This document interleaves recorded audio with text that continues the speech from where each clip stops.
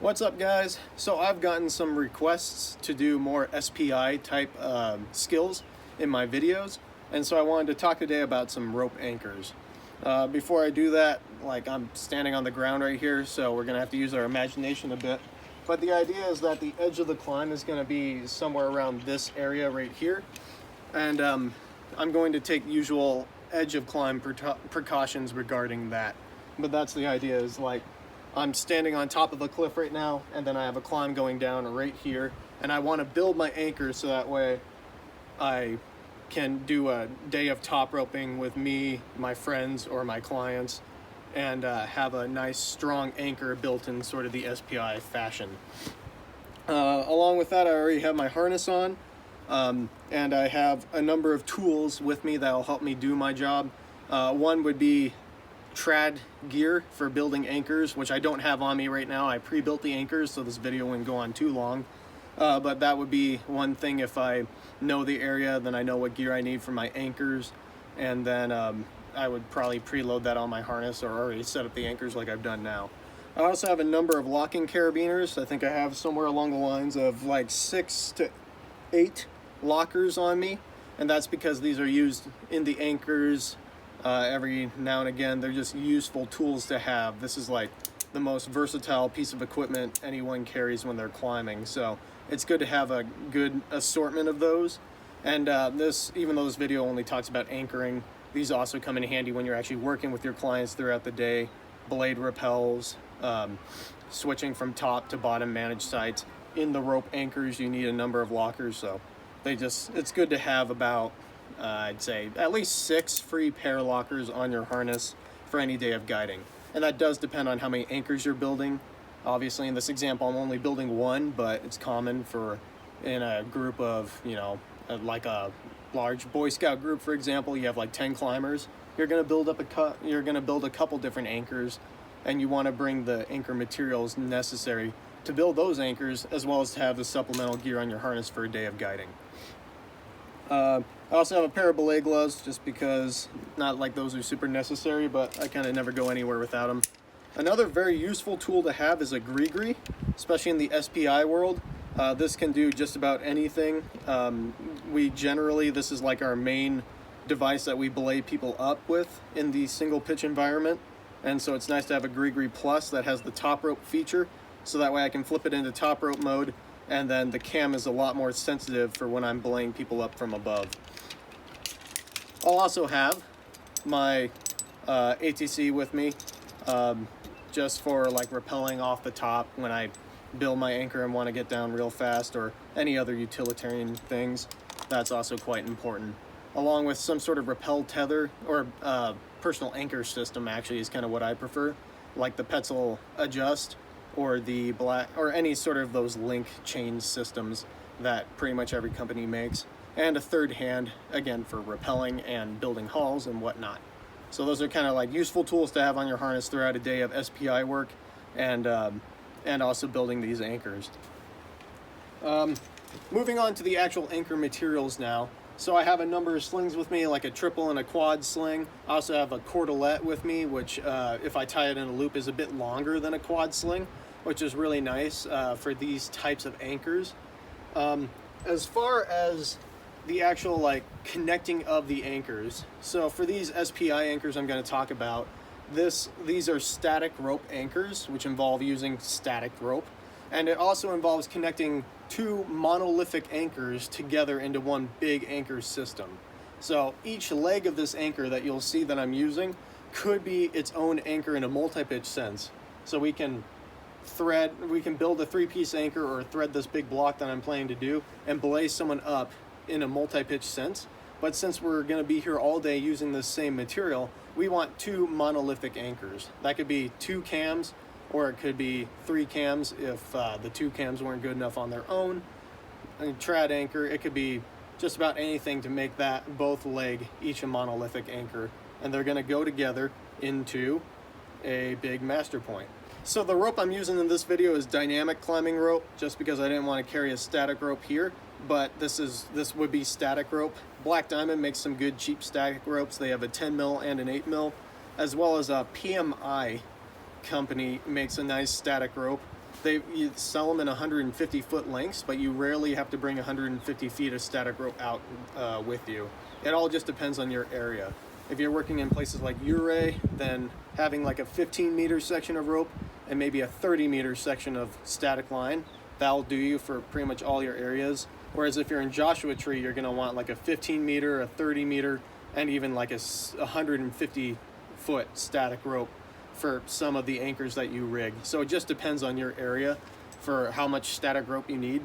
Up in Washington, where I usually work, 35 meters is kind of like the good number to have as far as static rope goes, but we don't really build that many static rope anchors up there anyway. So just keep that in mind. This is just a dynamic rope, a 60-meter dynamic rope, so I'm gonna have a lot of extra rope. So here are my two anchors. What I did is I put 3 pieces in the wall right here to make a nice, to make a good monolithic anchor on its own. And what I'm going to do is I'll just clip a locking carabiner into that master point. And then for my other anchor, I've chosen this big rock right here. This thing has got to be at least like 2,000 pounds. And it's also keyed into the ground pretty well. And it actually has a good pinch point right here between the rock and the wall. So I could have used the pinch point if I wanted to, but it's pretty easy to get the rope underneath this big block. So this would easily, like, I just like to think about it, like I would be comfortable belaying someone up on just this anchor, and same as this one. So these are my 2 monolithic anchors.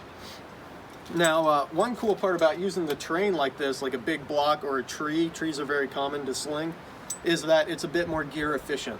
So instead of wasting a bunch more cams on building another anchor like this, I can just wrap the rope around this block. I don't have to use any slings or anything. I just use the same anchor rope I have, and that helps save gear for whatever I may need later on. So going down here, building or tying the rope around this block, there's a couple of different knots you can use. It's most common to use bowlines, single bowlines in the anchor world. So there are a number of different ways how to build a bowline. And you can look up other videos. There's a couple different methods to doing this. I'm just going to do the easy, or like the most common way. Going to build a single bowline, adjust it as needed, and then I gave myself a lot of tail here, which isn't something that we're usually prone to doing, but this way I can tie a nice double or triple fisherman's right here. And the key with these knots is to keep them nice and close to your actual anchor knot, like this. The whole point of this knot is to keep this original knot from coming untied. So by keeping the knot nice and close to my bowline right here, it minimizes the amount of rope that could slip back through. And then having a bunch of tail, you know, that just helps sort of keep everything the least amount of likelihood to actually slip through and untie the knot. So I've adjusted this knot, just sort of working with my direction of pull right here. At this point, if I want to approach the edge, I have my monolithic anchor right here. So I can always throw my Grigri on the rope, lock that up, and then I can walk towards my edge. Remember, my edge is like right about right here. Actually, I'm kind of standing on it. So my edge is right about here. And so if I want to look and preview the climb, I can just throw a little overhand on a bite right there into my Grigri, flip it into top rope mode so it pinches easier. And then now I can preview my climb, make sure that I'm actually putting my rope in the right area that I want it to be. And then also I can estimate the amount of rope I'll roughly need, which is probably about that much. All right, so I'll just put a small loop going off my edge right there. It doesn't have to be huge, but it has to be a decent amount because I'm trying to imagine me tying the master point in my mind. I can come back up to the safe area right here, and I'll grab my other rope, sort of keeping in mind this loop right here. And then this knot, some people like to do a clove hitch, other people use the figure 8. Actually, I think that's really the only 2 knots I've seen people use. The clove hitch is nice because it's easily adjustable, but I'm trying to work within the SPI curriculum in this video in particular. And the curriculum for the SPI means using a figure 8 on a bite. they have their reasons for doing it. Maybe I don't choose this knot all the time, but that's what I'm doing this time. So what I've done now is I've created a large loop of rope connecting my two anchors. And I can use this line coming off of my one anchor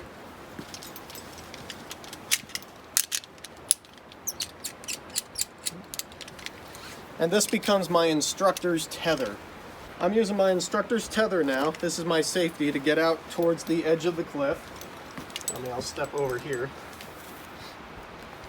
I can tie that off. And now I have my master point all laid out and ready to go. So I'm protected by my anchor right here on my instructor tether, and I'm going to roughly equalize two strands right here. And with the end of my rope, some people will tie a figure eight here, just like so. And the idea with this is that does isolate each leg of the anchor. So if this were to get cut or fail or whatever, then you have this one backing you up. That's like the same as any idea we have in anchors. But this loop right here is not redundant. And so what the SPI curriculum says to do is to actually fold this over. There you go, give yourself a good loop. And then you tie a BHK, just like so. And so now I got redundant legs on this side and then a redundant loop right here. Now I take my two top roping lockers, opposite and opposed, same as always, and I can clip those onto the master point. Now this loop right here does run the risk of slipping back through the knot and undoing the whole system. So it's common practice to clip this back into your master points. Right there, that prevents that from happening. Or if you want to seem super slick about it, you just pass this whole thing through the whole knot, and then that'll also, like, the knot will stop this end from slipping back through. Then I could clip my climbing rope onto these two lockers right here, throw them off the cliff, and then we all start climbing. For the instructor tether, ideally you don't want it to go too much further than a little bit past your master point. And what that does is that gives you the option to transition yourself onto rappelling down on your rope. Or if you want to come back up, it also gives you an option to transition onto the instructor tether to come to the top of the wall. But if you have a whole lot of extra rope, it may be worth clipping it off somewhere else in the system just to keep that out of your way. So in the next videos, I'm going to show you guys some other rope anchors, a bit more complex rope anchors, but I just wanted to tell you the names for these. Essentially what we did here is with our two anchors, we brought them down into an equalized master point, and so that in itself is what's known as a Joshua tree anchor, or Joshua tree method for building this anchor. And then I added in this line, which made an instructor's tether. So the whole anchor is technically known as a Joshua tree with instructor tether. Or some people, I think on the East Coast, they're more prone to calling this the N anchor because it makes the letter N with it. This is probably one of the more simple rope anchors I'm going to show you. In the next video, there'll be two more complex rope anchors, but this is sort of the building block for the next two systems.